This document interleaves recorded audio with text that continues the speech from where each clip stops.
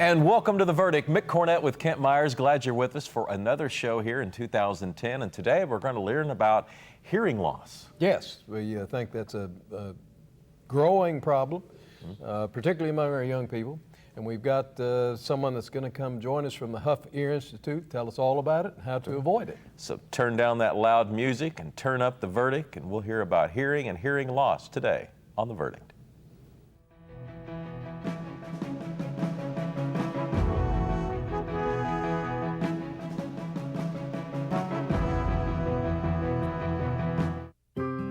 A greener planet, cleaner air, a healthy economy, national security, a smaller deficit and a stronger dollar, green jobs, better jobs, energy independence, warmth and light and transportation. These are the reasons Chesapeake champions natural gas every day.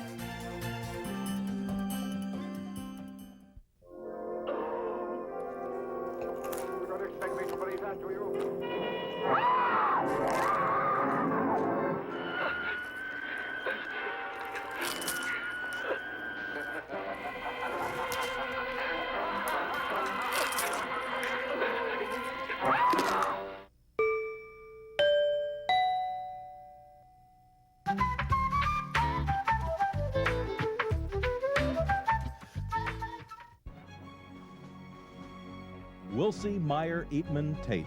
We're accountants. We do taxes, business valuations, estate planning, and consulting. And we're right here in Oklahoma, working with the owners of small and medium-sized businesses. Steve Wilsey and Stuart Meyer have the resources and the experience. Wilsey, Meyer, Eatman, Tate in Oklahoma City and Tulsa.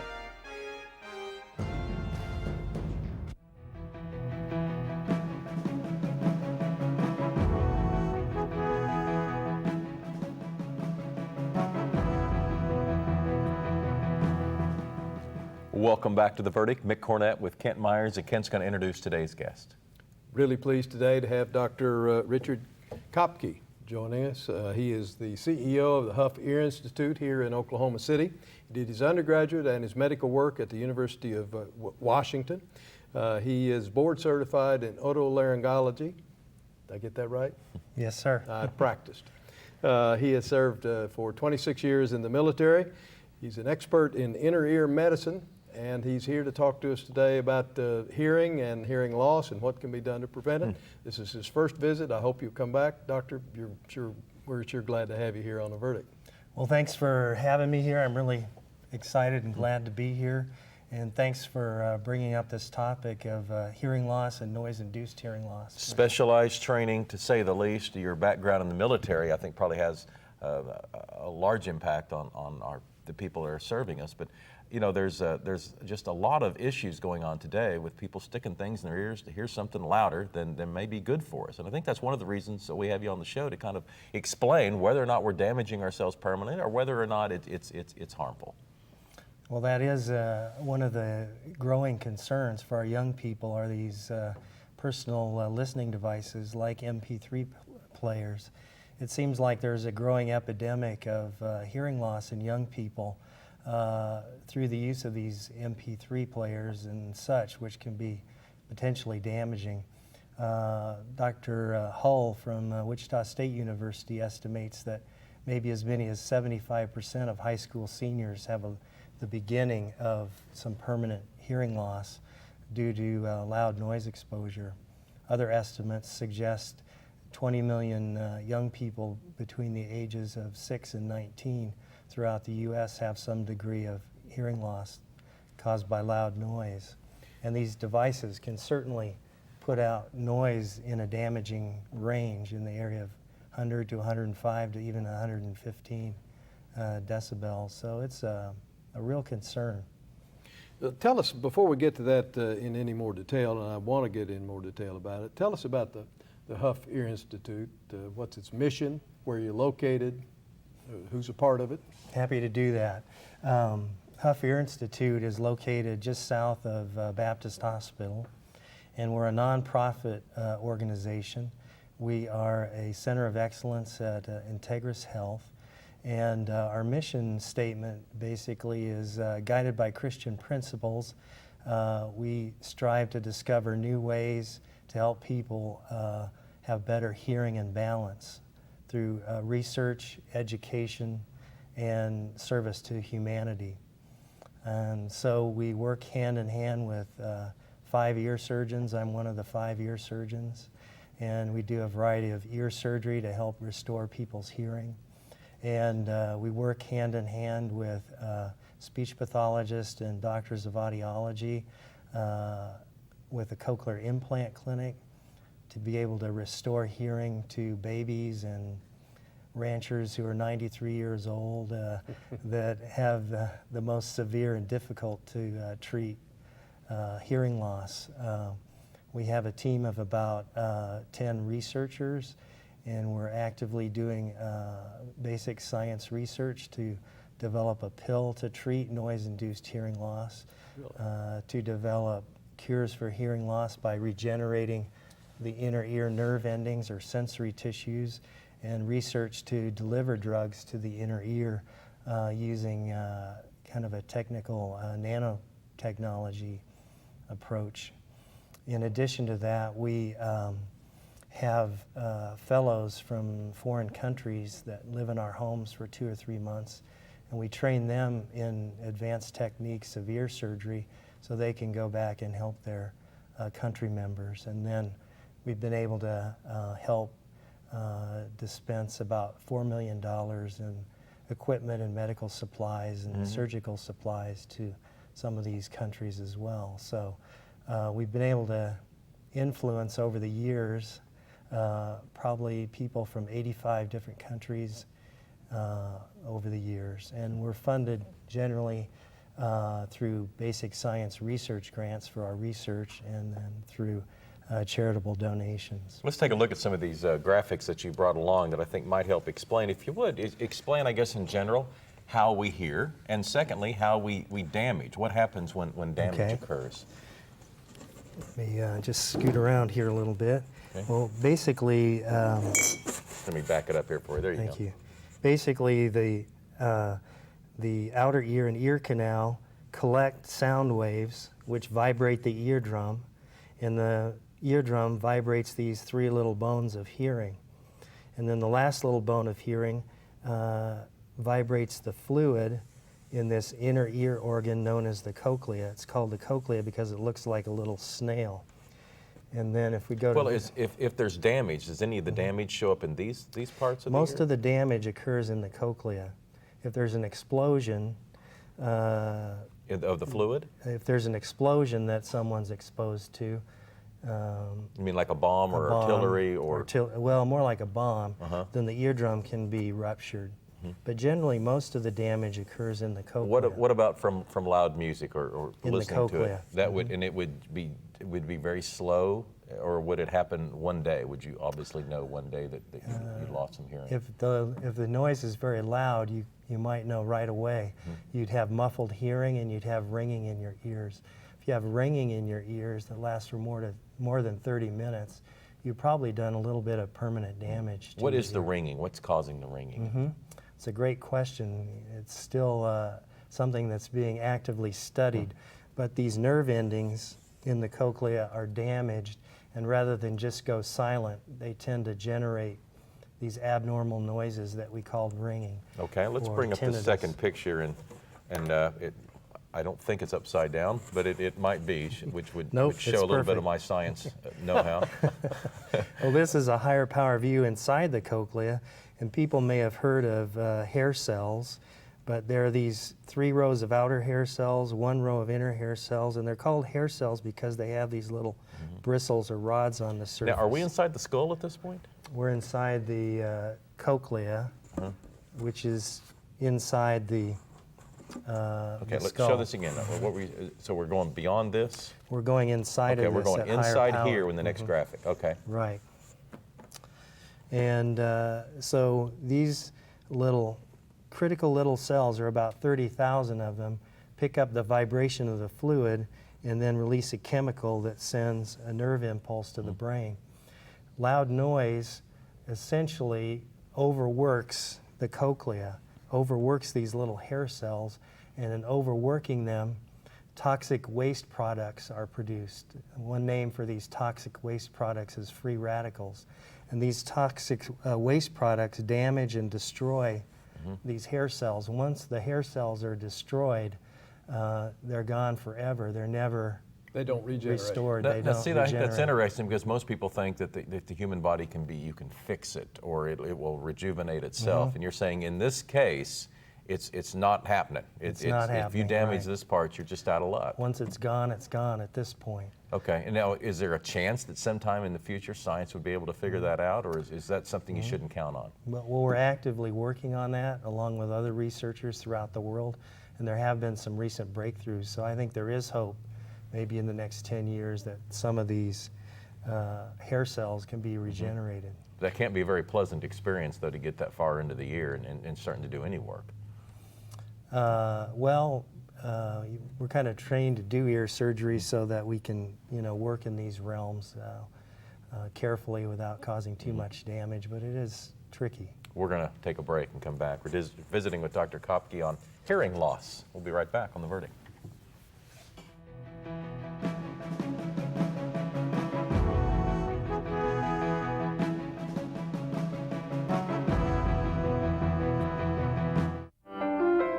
My name is Wyatt Parker. I am 20 years old. I am a composer and I am a Chickasaw. The way I prefer to express myself is through music. I like all the obvious guys, Mozart, Beethoven. The way that I like to come up with music is really not to come up with it at all. I just like for it to kind of appear in my head. It's about listening. You have to be a good listener in music as in life.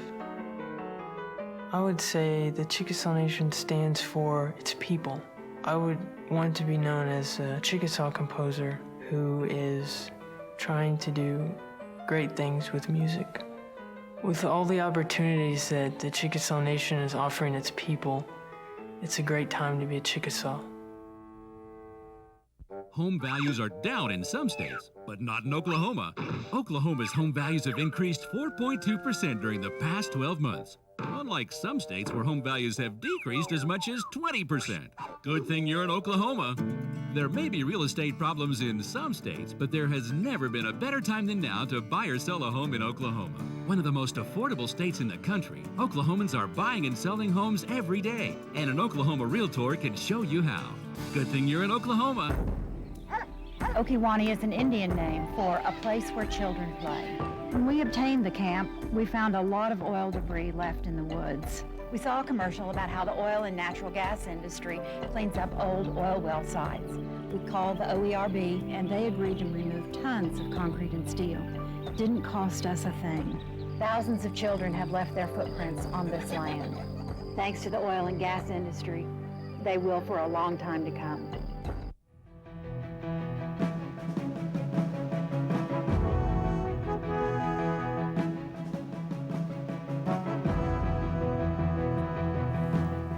We're visiting with Dr. Richard Kopke. He's an expert in hearing and hearing loss, and we wanted to talk a little bit to get this segment started on how much sound is too much. If a young person is listening to sounds, and whether it's the lawnmower or a rock concert or fireworks, what should our guide be? That's a great question. I think the risk of damage from loud sound depends on two things. One, how loud the sound is, and two, how long you're exposed to the loud sound. So the OSHA states that you can safely be around noise of about 85 dB for 8 hours. But a lawnmower, for example, puts out about 90 decibels of sound energy. And for that, after 4 hours, you're at risk of damage. And at a rock concert, you may be exposed to noise of 110 decibels or so, and the safe time for that might be only an hour or so. You know, the if you're exposed to 115 decibels, you may experience some damage after 7.5 minutes. And some of the personal listening devices can generate 115 decibels of sound energy at the ear. Which can be the same sound as a chainsaw or a rock concert. Yeah, And so exactly. if you're doing that every day, especially all day, chances are you're doing some permanent damage. Exactly. Well, what can a parent or a grandparent do to kind of monitor what the younger ones in the family are doing with their personal listening devices to see if they're being exposed? Well, I think one thing is just while you're around your kids and they're listening to their devices, if you're standing a few feet away from them and you can hear the music, it's too loud. So that's one practical suggestion. The other thing is just to look and see what the setting is. If the setting on the listening device is above 3/4 the volume level, 3/4 maximal volume level, that's going to be too loud. Also, if a young person says, well, my ear's ringing after I've listened to this device, if the ringing in the ear persists for more than 15 or 30 minutes, some permanent damage has been done. The other thing to watch for is how long are they listening at one time without a break? You know, is it 30 minutes and then they take a break? Or are they listening to it for 2 or 3 hours at a time? There are things that parents and grandparents can do to, you know, help with this. They can encourage the kids to be looking at the levels they're generating, and they can encourage the kids to take a break. You know, if you're going to listen to it for a couple hours, every half hour or an hour, take a good break. And maybe kids are willing, if they turn it up loud initially, to after a while turn down the volume. And then interestingly, there's on the iPhone there's a sound level meter application. I think it costs 99 cents or something like that. But basically, this application on the iPhone, you can actually measure how loud different noises are and actually show your kids. So if you're at a concert, you could put that application to work and it would tell you the decibels that you're currently hearing. Exactly. And of course, a lot of grandparents have some hearing loss. And so grandparents can talk with their grandkids and say, you know, this is what hearing loss is like, and you want to protect your ears so you don't end up with hearing loss like I have. Well, you brought some items here that we're not going to necessarily explain to the depth that we explain some other things, but in general, sometimes we hear terms, we don't know exactly what we're talking about, but I know this is some semblance of a cochlear ear implant. Can you kind of explain what we're talking about here? I've seen these on the Integris commercials. Sure. Well, basically, when you have severe to profound hearing loss where hearing aids don't help anymore, the cochlear implant can help. There's an external device that goes behind your ear, and then a part of the device is surgically implanted, and this little electrode goes into the cochlea itself to stimulate the nerve of hearing even when the hair cells are dead and gone. So that's a marvelous device for babies to our senior citizens.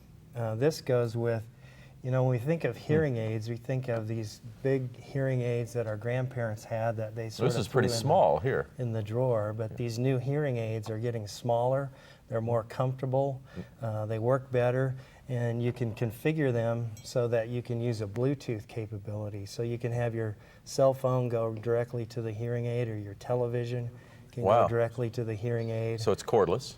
Cordless, This wireless. part goes in the ear, this part goes behind the ear, and I have seen some that you really do have a difficult time telling if a person's wearing one or not. Well, let me ask you about a hearing aid. A really silly question. Is it just a volume adjustment? Does it just make it louder, or does it somehow improve actually what you're hearing? Hearing aid basically makes things louder, and it stimulates some of those remaining hair cells with more volume. But not to a dangerous level. Not to a dangerous level. They don't cause more hearing loss. And but they have new features now that sort of filter out the background noise and specifically enhance some frequencies more than others. So Earplugs, do they do any good? they are great, and this is a very simple thing. These are foamy earplugs, and they're very critical, and we hand them out to our patients. And they have to be worn properly, though.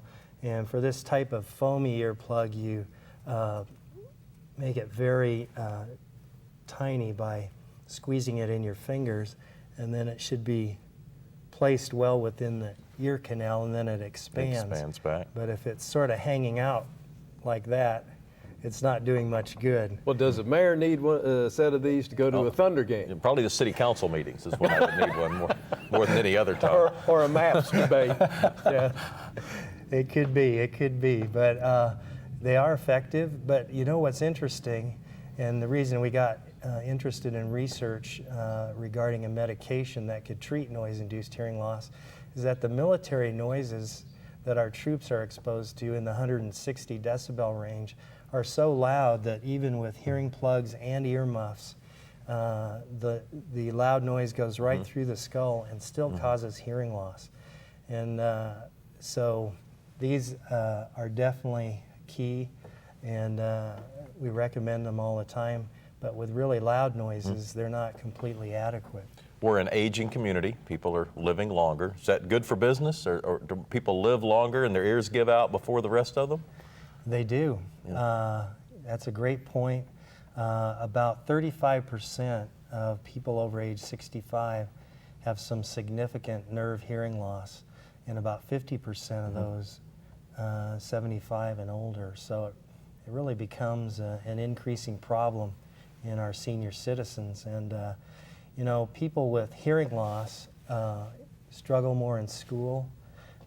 They usually have lower paying jobs than their normal hearing counterparts. They usually are forced to or take a retirement earlier. And in addition to that, they really become socially isolated.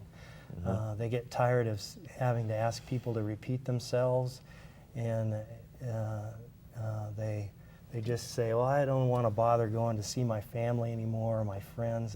It's too much work. Helen Keller, as you know, had both blindness and hearing loss, and she was asked to the effect of, well, which disability do you think is worse? And she said, well, I think deafness is worse because blindness cuts me off from things, but deafness cuts me off from people. So it's a very significant problem. Let me ask you real quickly, do you recommend routine hearing checks, and particularly for younger people? You have about 20 seconds. I do recommend that. We're fortunate in Oklahoma because we have newborn hearing screening that's mandated, so we get to check our little babies. The hearing loss is the most common birth defect that kids are saddled with. But during school days, anybody who works in occupational noise hazardous environment, our senior citizens, so all those folks should get hearing tests on a regular basis. And they can do it by contacting your institute? You bet. Dr. Kopke with the Hough Institute at the Integris Center in Oklahoma City. Thanks very much for coming on. Thanks for allowing me to be here. I sure enjoyed it, and thanks for your interest in this important area. We'll be back Appreciate after it. this.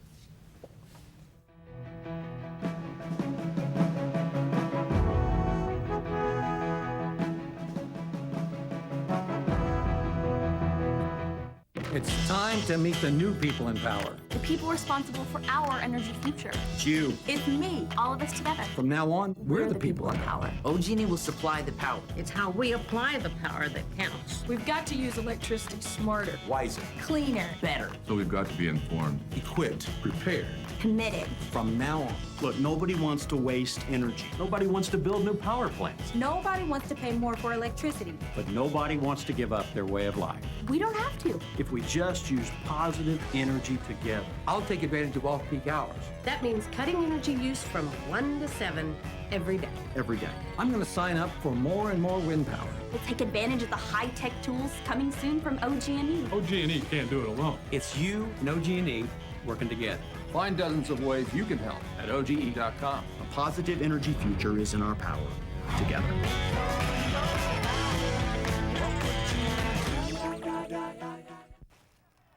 Blankenship has stopped at the line of scrimmage. No gain on the play. Leaving it 4th and 7 on the Tiger 46-yard line. 38 seconds on the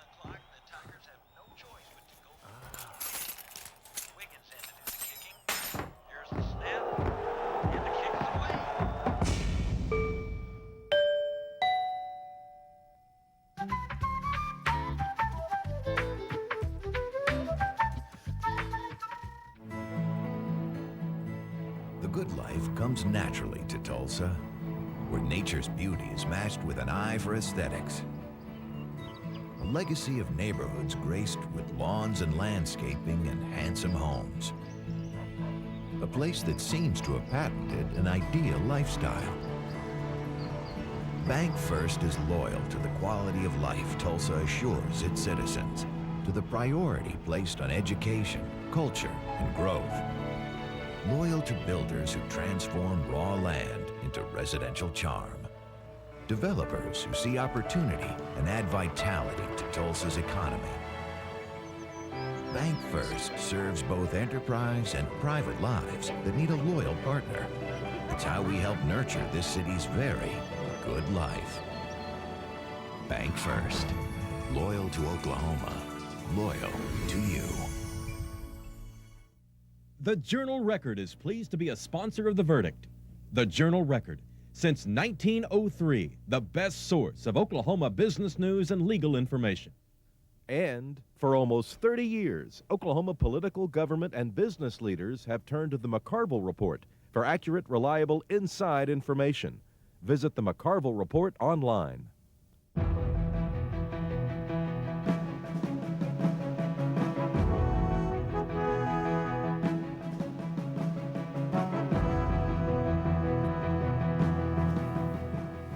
Welcome back to The Verdict. We've been learning more about hearing loss with Dr. Kopke. Yes, I thought it was important to try to bring this subject through our show to our viewers, because I know all of us are affected by it, perhaps not personally, but by someone that we know or love, and it's a good thing to kind of keep in mind. Web address for the Hough Ear Institute is, as you might guess, houghiearinstitute.com. Or you can go to our website, theverdict.tv. Tell us about a show you'd like to see right here. We'll see you next week on The Verdict.